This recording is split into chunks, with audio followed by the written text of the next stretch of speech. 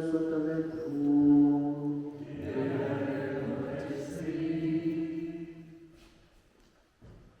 Frères et sœurs, nous sommes l'Évangile pour nos frères. Comme Saint Germain, que la parole de Dieu s'incarne dans nos vies de tous les jours. Et comme l'Évangile nous le dit, nous avons encore des Lazare, des pauvres dans nos communautés, dans nos villes. Tournons un regard miséricordieux vers eux. Demandons pardon pour toutes les indifférences vis-à-vis de la misère des autres.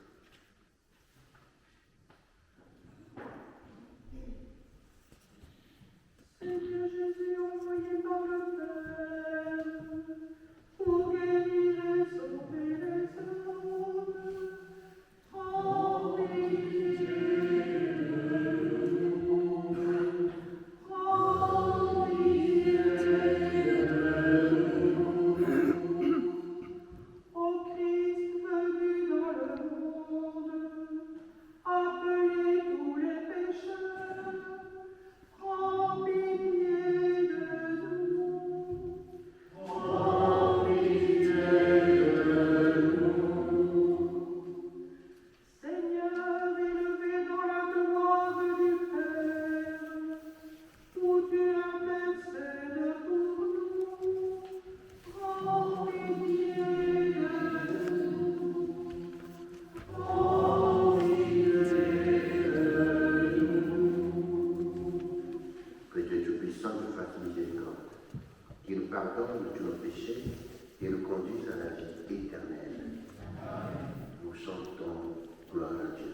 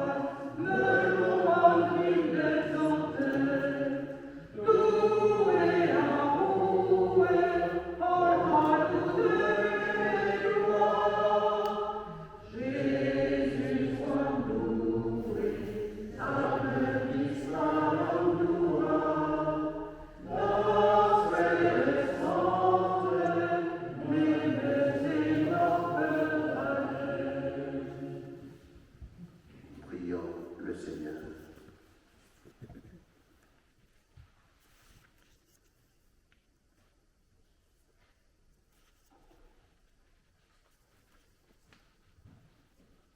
Seigneur Dieu, quand tu pardonnes et prends pitié, tu manifestes au plus haut point ta toute-puissance.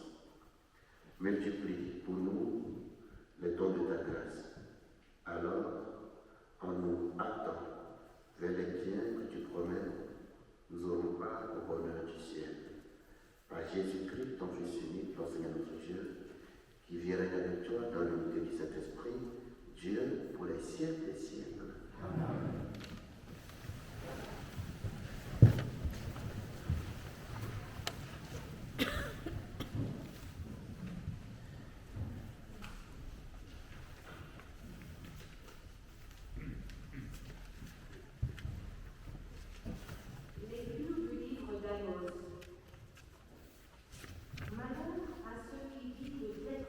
Dans Jérusalem, et à ceux qui se croient en sécurité sur la montagne.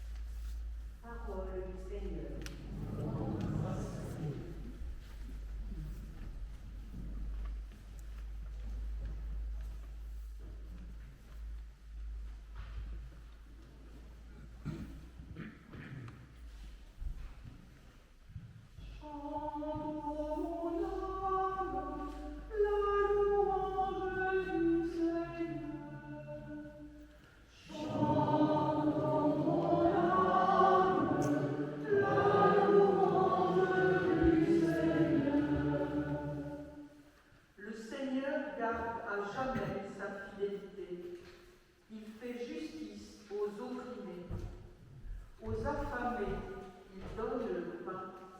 Le Seigneur délie les enchaînements.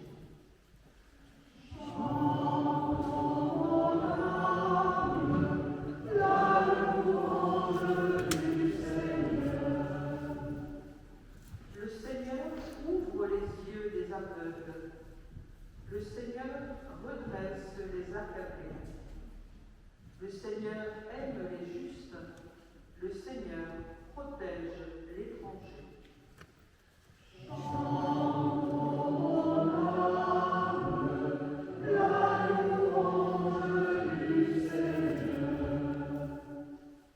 Il soutient la veuve et l'orphelin. Il égare les pas du méchant.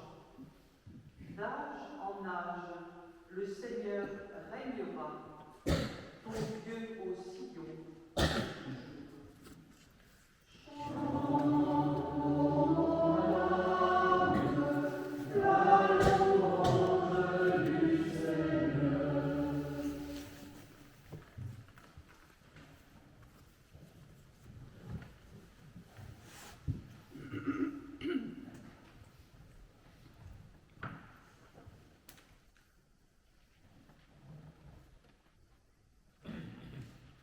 Lecture de la première lettre de Saint Paul apôtre à Timothée.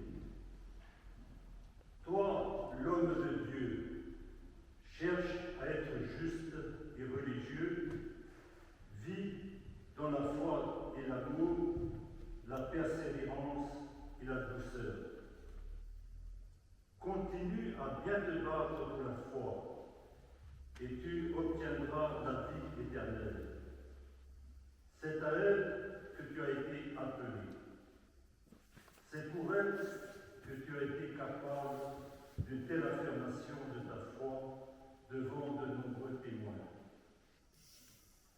Et maintenant, en présence de Dieu qui donne vie à toutes choses, et en présence du Christ Jésus qui a témoigné devant Ponce Pilate pour une telle belle affirmation, voici ce que je t'ordonne. Garde ce commandement du Seigneur, en demeurant irréprochable et droit jusqu'au moment où se manifestera notre Seigneur Jésus-Christ. Celui qui fera apparaître le Christ au temps fixé, c'est le souverain unique et bienheureux, le roi des rois, le Seigneur des seigneurs, le seul qui possède l'immortalité, lui qui habite la lumière inaccessible, lui que personne n'a jamais vu et que personne ne peut voir. À lui, honneur, puissance éternelle. Amen. Parole du Seigneur.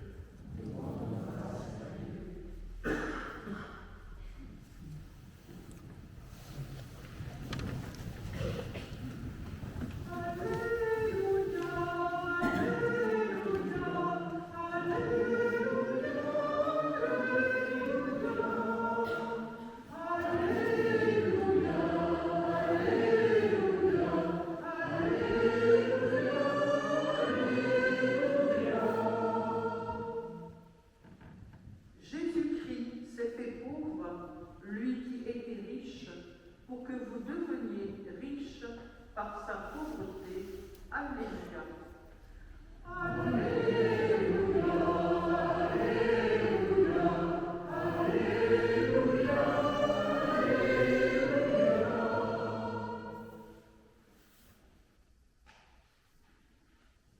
Le Seigneur soit avec vous. Et évangile de Jésus-Christ selon Saint Luc.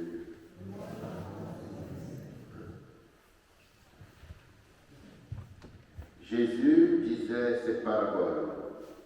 Il y avait un homme riche qui portait des vêtements de luxe et faisait chaque jour des festins somptueux.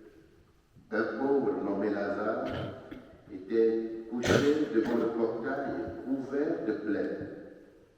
Il aurait bien voulu se rassasier de ce qui tombait de la table du riche, mais c'était plutôt les chiens qui venaient lécher ses plaies. Or, le pauvre mourut, et les anges l'emportèrent auprès d'Abraham. Le riche mourut aussi, et l'homme l'enterra. Au séjour des morts, il était en proie à la torture. Il leva les yeux et vit de l'un Abraham avec Lazare tout près de lui. Alors il cria, « Abraham, mon père, prends pitié de moi, et envoie Lazare tremper dans l'eau le bout de son doigt pour me rafraîchir la langue, car je souffre terriblement dans cette fournaise. » Mon enfant, répondit Abraham, rappelle-toi, tu as reçu le bonheur pendant ta vie et Lazare le malheur. Maintenant, il trouve ici la consolation et toi, c'est ton tour de souffrir. De plus, un grand abîme a été mis entre vous et nous pour que ceux qui voudraient aller vers vous ne le puissent pas et que de là-bas non plus on ne vienne pas vers nous.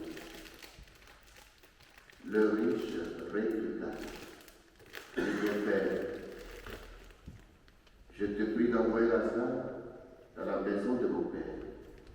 J'ai 5 frères qui les avertissent pour qu'ils ne viennent pas eux aussi dans ce lieu de torture. » Abraham lui dit, « Ils ont Moïse et les prophètes, qui les écoutent. » « Non, père Abraham, dit le riche, mais si quelqu'un de chez les morts vient les trouver, ils se convertiront. » Abraham répondit, « Qui n'écoutait pas Moïse, ni les prophètes, quelqu'un pourra bien ressusciter dans les morts, ils ne seront pas convaincus. » Acclamons la parole de Dieu.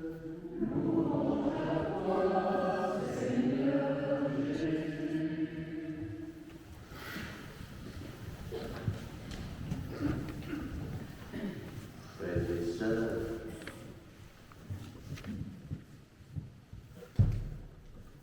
j'ai failli me quereller un peu avec Monique au début de l'Eucharistie parce que je voulais piquer un des calices, mis là, pour être regardé. Parce que moi j'ai un pauvre calice ici, vieux. Et donc, je suis gêné de voir de si beaux calices exposés, tout simplement, que ici on avait besoin de calices. Voilà. Donc, ce sont les richesses de l'Église, de la commune, et donc nous sommes fiers de les exposer. Hier, à pareil moment, je célébrais à la cathédrale Notre-Dame de Paris pour une ordination diaconale d'un de mes compatriotes qui vit à Paris. Et là aussi, j'étais très content de voir toutes les richesses donc, de cette cathédrale qui sont exposées fièrement. Et puis les travaux qui ont été faits, ça fait vraiment plaisir. Alors, il y a quelque chose derrière tout ça. Et sans ça, on ne peut pas avoir tous ces richesses-là. Le fric, le nerf de la guerre. Parce qu'un seul calice, alors Joseph me taquinait, il me disait, est-ce qu'on n'a pas besoin de ça dans nos pays? Et c'est vrai. Tout ce que nous dépensons à l'ordination nous-mêmes, et nos parents pour acheter les calices. Et donc, moi, je suis gêné de les voir comme ça, quelquefois ça traîne dans la poussière, dans nos sacristies. C'est toute une fortune que nous dépensons pour les hommes ailleurs. Donc, s'il n'y avait pas de fric, s'il n'y avait pas des généreux donateurs, les travaux de la cathédrale de Paris ne seront pas terminés. Nous n'aurons pas de si belles églises en Bretagne. Je ne dis pas que les pauvres n'y ont pas contribué, ils ont travaillé, ils ont donné de leur temps, de leur énergie, de leur force, mais il y en a aussi qui ont mis la main à la poche pour que nous ayons tout ce trésor aujourd'hui, que nous appelons patrimoine religieux ou civil. Alors, c'est étonnant que Au-delà de tout ça, Jésus se permet de taper chaque fois sur les riches, comme dans l'évangile de ce jour. Ou bien quand on parcourt toutes les pages de l'évangile, mais on remarque que Jésus s'en prend tellement aux riches. Mais on ne sait pas ce que les riches lui ont fait de mal. Est-ce qu'il a une fois demandé du fruit qu'on lui a refusé ça? Et je ne sais pas trop. Mais il ne fait que taper sur les riches. Or, sans l'argent, comment est-ce qu'on va vivre? On va faire le troc, ou bien on va devenir des chasseurs et des cueilleurs. Voilà. C'est l'impression qu'on a quand on écoute les évangiles et même d'autres textes de la Bible. Mais quand on y regarde de près, mais Jésus se soucie tout simplement d'une cohésion sociale, normale, raisonnable, sans affrontement. Et donc, quand vous regardez un peu la parabole du riche et du pauvre, d'ailleurs, ce n'est pas un texte juif, c'est un conte africain, c'est un conte égyptien que les Juifs ont repris. Et donc, ils l'interprètent à leur manière. Chez les Égyptiens, que dit ce conte? Il y avait effectivement deux hommes, riches et pauvres, qui vivaient, et après leur vie, on doit les juger. Et d'ailleurs, la notion du jugement dernier, ou bien de la résurrection, ça n'a pas été fabriqué et inventé par les Juifs. Ils l'ont pris de l'autre côté chez leurs voisins égyptiens, puisque dans leur mentalité, on pèse les âmes à la balance. Donc tous les biens que tu as faits, on les pèse, on te pèse. Si tu es plus lourd que les biens, eh ben, tu vas en enfer. Et donc, dans cette histoire, le riche et le pauvre sont pesés par rapport à leur mérite. Voilà. On ne pèse pas le riche parce qu'il est riche et donc il doit aller en enfer automatiquement. Non. Le pauvre, lui aussi, il n'a pas le visa, je ne sais pas quoi, le passeport pour aller directement au paradis parce qu'il est pauvre. Non. Et même dans notre société, on le voit. Il y a des pauvres qui ne sont pas du tout les plus vertueux. Il y a des pauvres plus méchants que tout, vous m'excusez le terme. Et puis il y a des riches aussi qui sont très généreux, très sympathiques, très humbles. Moi, je revenais d'une formation en juillet à Montlégion, et ça concernait les couples, donc Aquila et Priscille, c'est comme ça qu'on les appelle. Il y avait deux riches familles. Les Versaillais étaient là en quantité industrielle, tout. Mais ils sont là pourquoi? Pour apprendre à aller évangéliser dans la rue.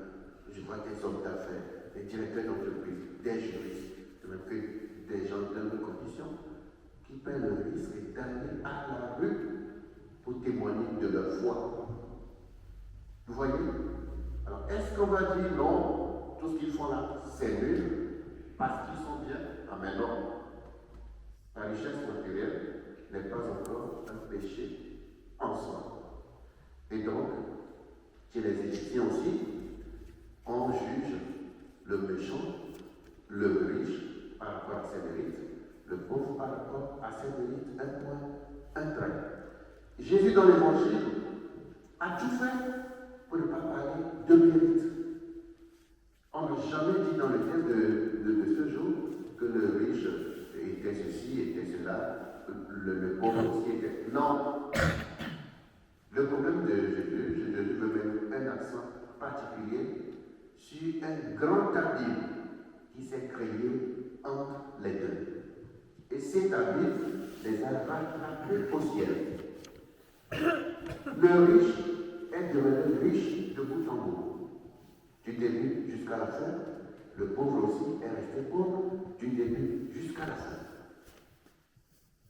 Et ils se sont retrouvés au ciel avec la même chose. Et Abraham lui a bien dit, je suis désolé, Lazare ne peut pas venir à toi parce qu'il y a un abîme entre nous.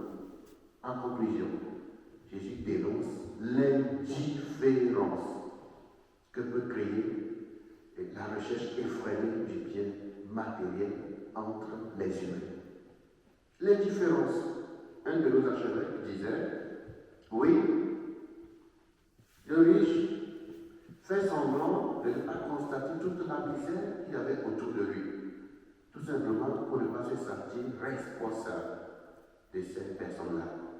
C'est une différence totale. Il ferme les yeux, les oreilles, pour ne pas regarder cette réalité. Il vit dans un autre monde.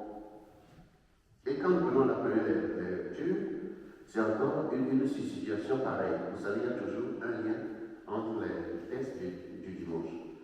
On retrouve encore une situation pareille où le prophète annonce le malheur à ces gens-là qui sont vautrés sur leur divan, qui mangeaient les agneaux des troupeaux.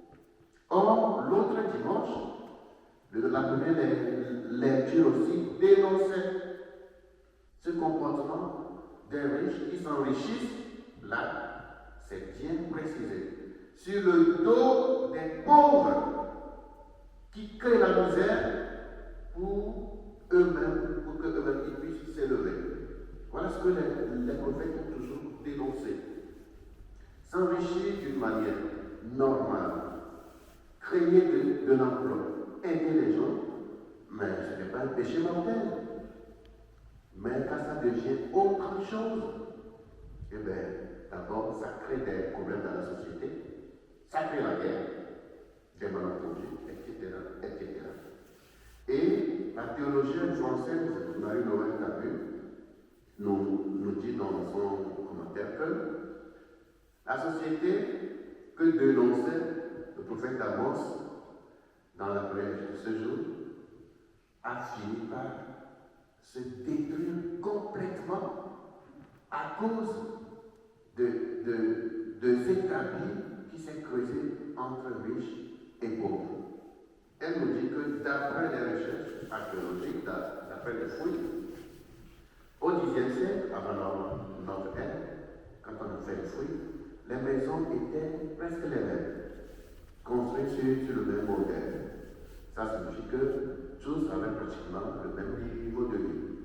Mais au XXe siècle, non. On retrouve des palais, des maisons mieux construites, qui montrent qu'il y a une classe qui s'est dégagée un peu du lot et qui impose sa loi aux autres. Et le malheur n'a pas tardé à frapper à leur porte. C'est justement en ce moment-là que les Assyriens sont venus détruire ce royaume. Même s'ils se sont séparés de ce prophète, ils ont mis ce prophète à l'écart parce qu'il les dérangeait trop, il leur disait trop de vérité. Et bien, ces prédictions de malheur se sont réalisées. Voilà. Et donc, pour que ce malheur ne nous arrive pas, frères et sœurs, pratiquons une seule chose, la justice. La justice sociale. On peut avoir tout ce qu'on veut, mais pas au prix des pratiques peu recommandables. Pas au prix de la vie de l'autre. Non. Que le Seigneur nous donne donc ce cœur sensible qu'il a, lui-même, ses entrailles frémissent en face de la misère des êtres humains, que les êtres humains eux-mêmes, entre eux, aient une telle sensibilité et qui tournent leur regard miséricordieux et généreux les uns vers les autres pour une bonne cohésion et une justice sociale. Amen.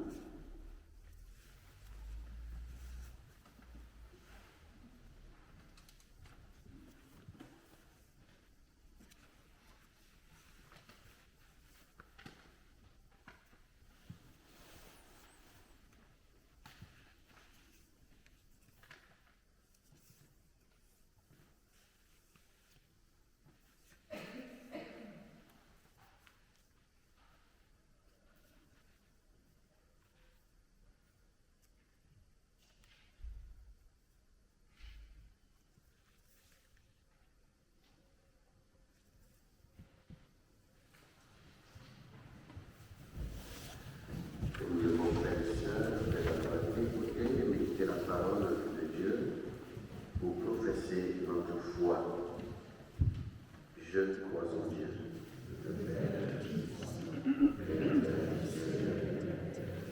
Et en Jésus-Christ, son Fils unique, notre Seigneur, qui a été conçu de Saint-Esprit, né de la Vierge Marie, a souffert sous Ponce Pilate, a été crucifié, est mort et est ressuscité, est descendu aux enfers, le troisième jour est ressuscité des morts, est monté aux cieux, est assis à la droite de Dieu, avec puissance. Dieu viendra chercher les vivants et les morts, et je crois en l'Église, à la Sainte Église catholique, à la communion des saints, à la rémission des péchés, à la résurrection de la chair, à la vie éternelle. Amen. Le Christ nous invite à prendre soin des Lazare de notre temps. Il y a des Lazare spirituels aussi. Les gens qui sont pauvres spirituellement. Avec confiance, prions pour l'humanité souffrante.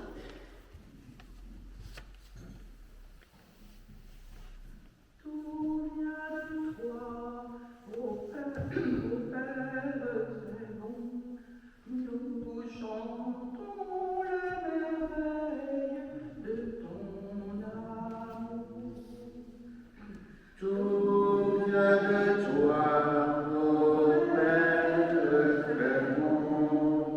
Nous chantons les merveilles de ton amour.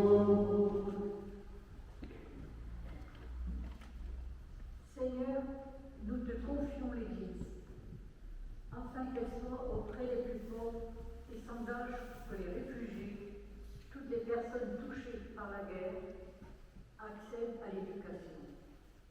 Dieu notre Père, nous te prions.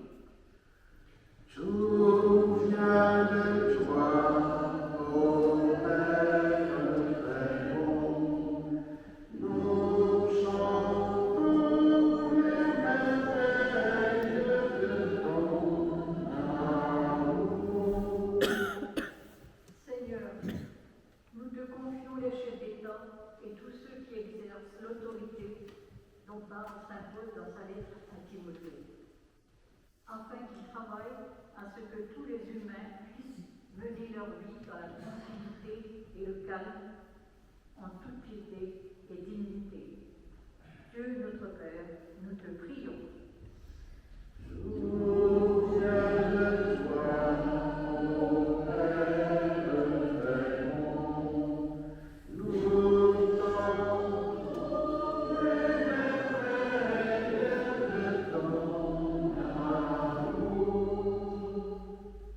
Seigneur, en ce mois marqué par la rentrée scolaire, nous te confions les élèves, les étudiants et les apprentis, afin que celles et ceux qui rencontrent des difficultés dans leur apprentissage, qui doutent de leur orientation, peinent à trouver leur voie, gardent confiance en l'avenir. Dieu notre Père, nous te prions. Tout vient de toi, ô Père très bon. Nous chantons les merveilles de ton amour.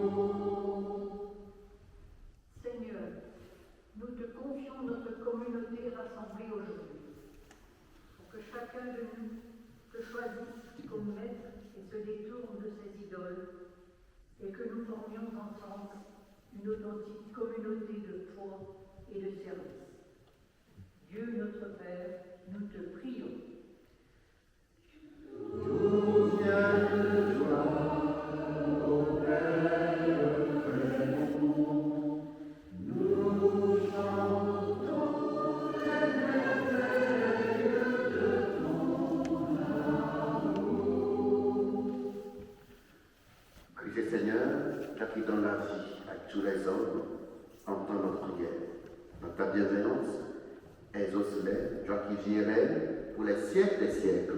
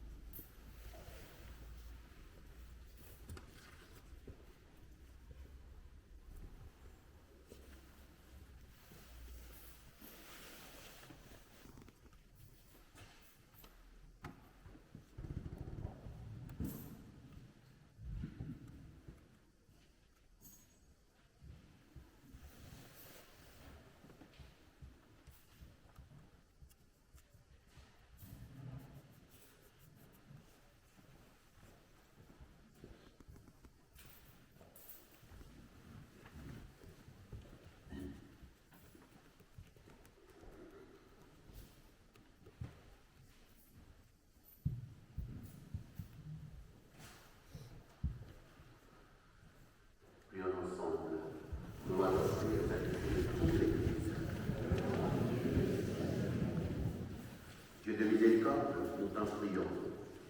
Accueille cette offrande que nous te présentons.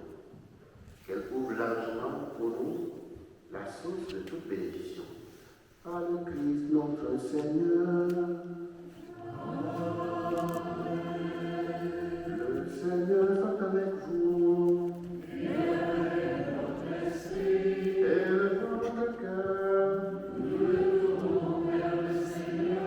Rendons grâce au Seigneur notre Dieu. Vraiment, il est juste et bon pour ta que notre salut de t'offrir notre action de grâce, toujours et en tout lieu.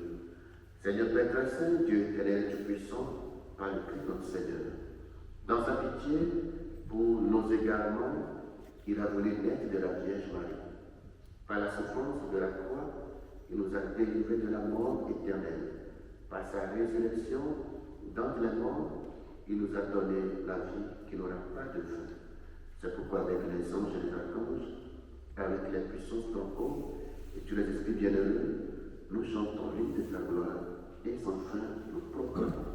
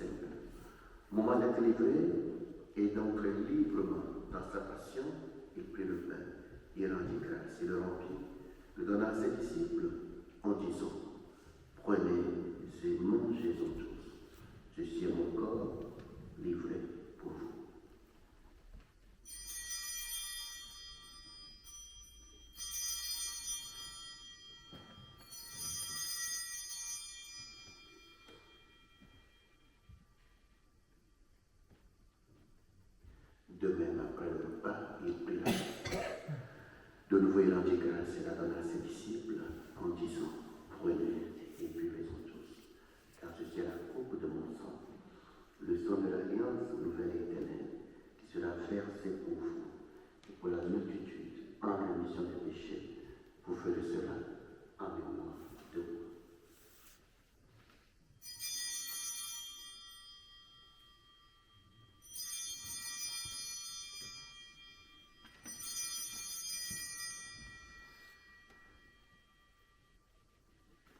Il est grand le mystère de la foi. Nous proclamons ta mort, Seigneur Jésus. Nous proclamons ta résurrection. Nous attendons ta venue dans la gloire. En faisant ainsi mémoire de la mort et de la résurrection de ton Fils. L'enfant Seigneur, le Père de la vie et la mort du salut, nous te rendons grâce, car tu nous as estimé dignes de nous tenir devant toi pour te servir. Humblement te demandons, gagner à part le corps et le sang du Christ, nous serons rassemblés par l'Esprit Saint en un seul corps. Souviens-toi, Seigneur, de ton Église répandue à travers le monde. Fais la grande de ta charité en union avec notre pape Léon, notre détenu, tous les évêques, les prêtres et les diacres. Souviens-toi aussi de nos frères et sœurs qui sont endormis dans l'espérance de la résurrection. Souviens-toi de ta miséricorde de tous les défunts, de l'abbé Marcel, Cabouco, Janine Vaux, Annie Lesboite, Henri Morvan, Yannick Momba, Christiane Tréguier, Yvette Quelin, Janine Le Maguire, Alexine Le Coustel, Christiane Lescott, Janine Le Cam, tous les défunts de nos familles et de cette commune. Accueille-les dans la lumière de ton visage. De tous enfin, nous implorons ta bonté, tous les Lazars de notre époque, les pauvres, sur le plan matériel, mais aussi sur le plan spirituel et humain, les malades, qui se commandent à nos prières. Permets qu'avec la Vierge Marie, la bienheureuse Mère de Dieu, qu'avec Saint Joseph, son époux, les apôtres et tous les saints, Saint Germain, qui ont fait ta joie au long des âges, nous ayons pas à la vie éternelle que nous chantions ta louange et ta gloire par ton Fils Jésus le Christ. Par lui, avec lui et en lui. Amen. À toi, Dieu le Père Tout-Puissant, dans l'unité du Saint-Esprit. Tout honneur, toute gloire pour les siècles des siècles.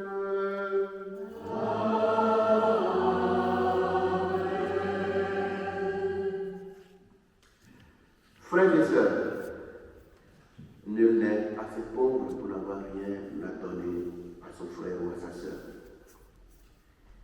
Nous sommes tous riches d'une manière ou d'une autre, humainement, spirituellement.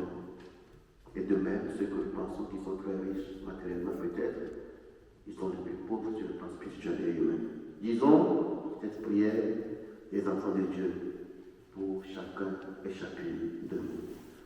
Notre Père qui es aux cieux, que ton nom soit sanctifié, que ton règne vienne, que ta volonté soit faite sur la terre comme au ciel. Donne-nous aujourd'hui notre pain de ce jour. Pardonne-nous nos offenses, comme nous pardonnons aussi à ceux qui nous ont offensés. Ne nous laisse pas entrer en tentation, mais délivre-nous du mal. Délivre-nous de tout mal, Seigneur, donne la paix à notre temps, à nos familles, à nos cœurs, à nos institutions, à nos États. Soutenus par ta miséricorde, nous serons libérés de tout péché, à l'abri de toute épreuve, nous qui attendons que se réalise cette bienheureuse espérance, l'avènement de Jésus-Christ, notre Sauveur.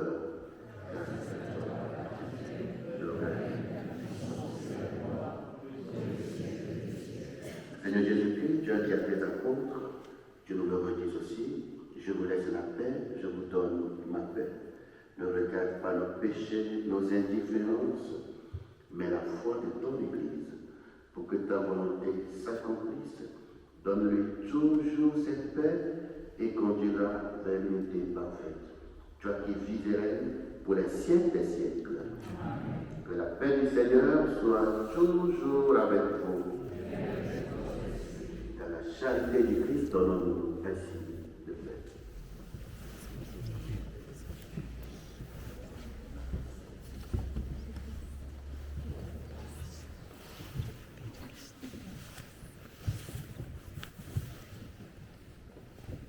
Amen.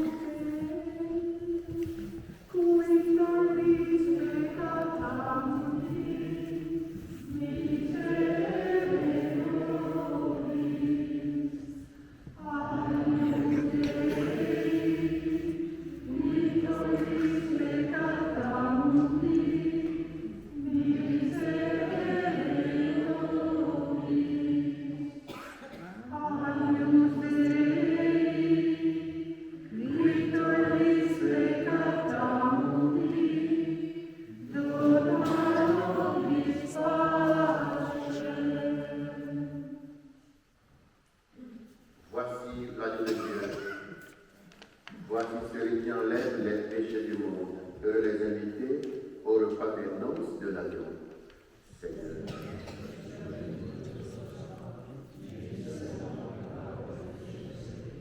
Que le corps de Jésus nous guérisse et nous garde pour la vie éternelle.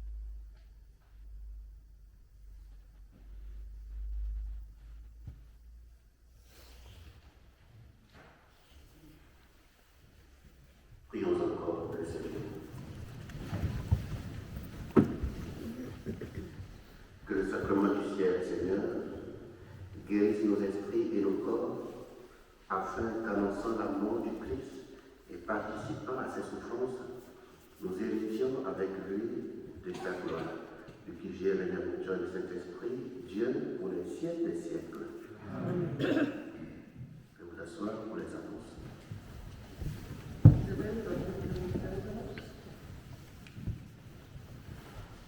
Monique fera un petit mot et Joseph aussi nous parlera de Saint-Germain.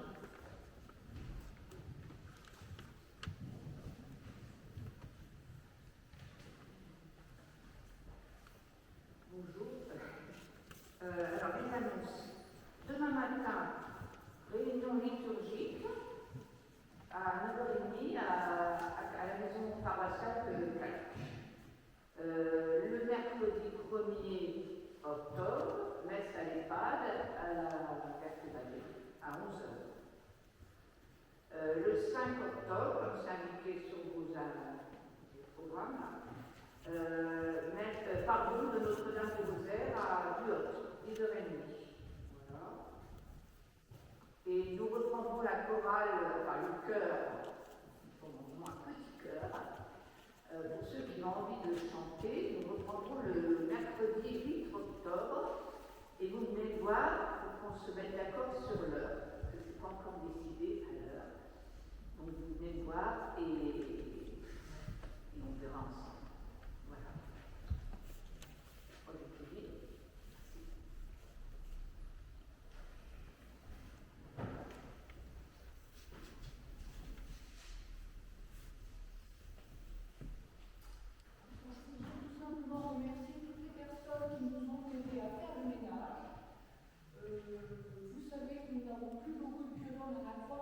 Donc il faut que quelques bonnes volontés s'y collent pour faire le boulot. Alors, la ménage a fait ouvert, nous sommes 5 et de 85 ans et demi, voilà. La plus vieille ayant 91 ans. Et voilà, donc je voudrais remercier toutes les dames qui sont venues, les messieurs également, Pierre qui est venu de loin, je souhaite venir tous les jours l'église. On a des petits mots sympas, d'autres moins sympas, il y en a qui ratent parce que c'est pas mal écrit, les balais sont derrière là-bas, on peut les prendre et s'en servir. Voilà. Et à la fin de la messe, il y a un peu à boire, parce que je suis pas encore après, il y a moins de monde qui vient, alors voilà. Et pour les enfants, il y a des tickets de manège, voilà, vous venez nous voir, vous avez des tickets de manège. Voilà.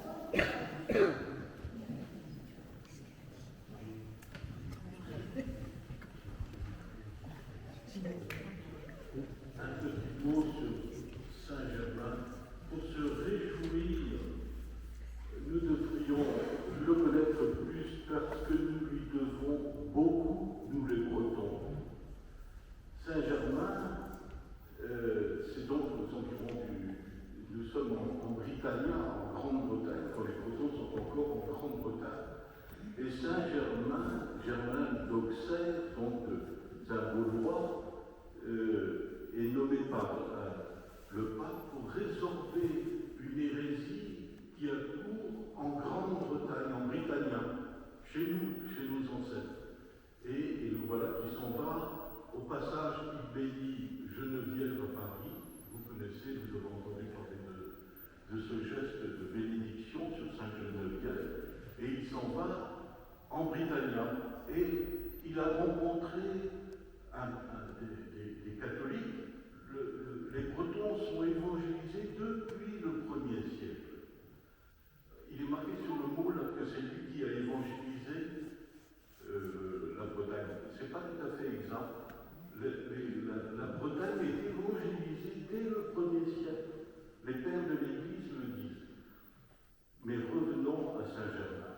Il a rencontré un peuple catholique qu'il fallait préserver d'une hérésie qui s'appelle le pélagisme.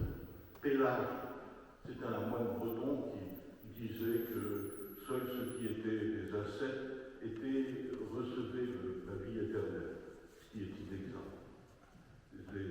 Dieu est miséricordieux. Et Germain d'Auxerre a rencontré Paul Aurélien,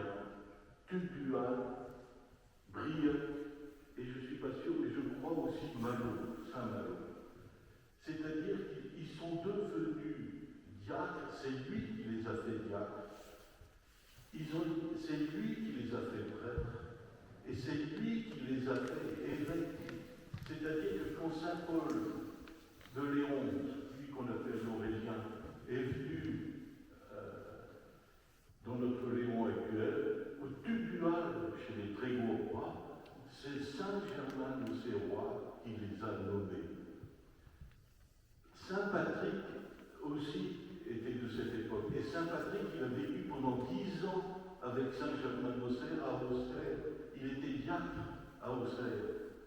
On voyageait facilement, en fait. On pense que les gens restaient dans leur... Non, Patrick est devenu prêtre, est devenu évêque et a été expédié, si je puis dire, en Irlande par Saint Germain d'Auxerre. Ça veut dire aussi, en raccourci, que, oui, je voudrais signaler un événement extraordinaire. Les Bretons, qui ont été chassés de Grande-Bretagne par les Angles et les Saxons, se sont retrouvés donc à l'époque où Germain est en Britannia, les Saxons ont attaqué les Bretons. Et Germain d'Auxerre a pris la tête de l'armée, et on appelle, les historiens appellent cette bataille la bataille de l'Alléluia, parce que c'était un jour de Pâques, et il a fait guerroyer les Bretons contre les Saxons en chantant l'Alléluia, et les Bretons ont gagné.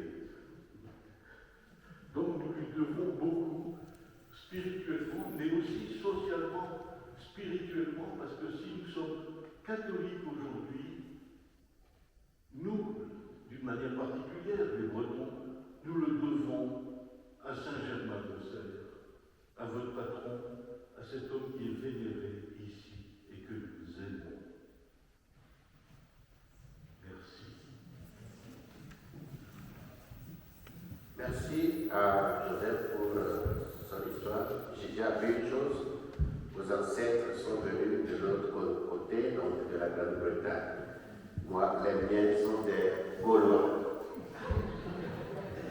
Et donc, à la fin de cette célébration, je dis un merci particulier à Monique et à son équipe, aux bénévoles qui m'ont aidé. Vous savez, ça devient de plus en plus compliqué de faire le ménage et d'organiser, d'une manière générale, les pardons et les messes. Et donc, merci à ceux-là qui se sacrifient toujours pour que les pardons continuent d'avoir lieu. Je profite pour faire pub. Nous avons des enfants, nous avons des instituts. Eh bien, le KT continue. Nous avons des inscriptions déjà. Vega seul a une dizaine d'inscriptions. Calac et Ouvriac, c'est en cours de téléchargement. Et donc, n'hésitez pas à appeler la maison paroissiale ou à m'interpeller partout où vous me voyez. Si les parents ne sont pas libres, je viendrai chercher les enfants. Si j'ai plus de place dans ma voiture, j'achète un camping-car. Voilà, pour passer les chercher pour le quartier. C'est très, très, très important. Merci à ceux qui sont venus de loin, parce qu'on n'a pas que les habitants d'ici, c'est toute la paroisse. Et même d'autres sont venus de Rostrenin, de Guingamp. Voilà, et où encore? Je ne sais pas, voilà. Merci, nous nous levons pour la bénédiction. Le Seigneur soit avec vous. Que Dieu Tout-Puissant vous bénisse, le Père, le Fils et le Saint-Esprit. Allez demeurer dans la paix, dans la joie du Christ. Plus et grâce. Bon dimanche.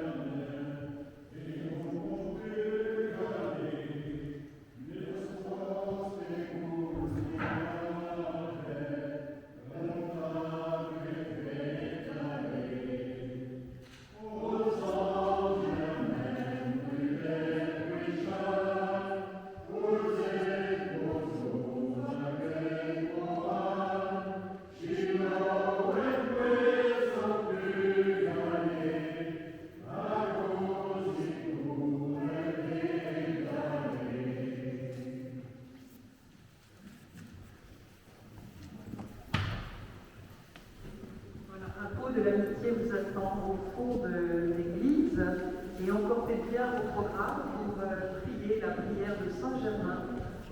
Merci.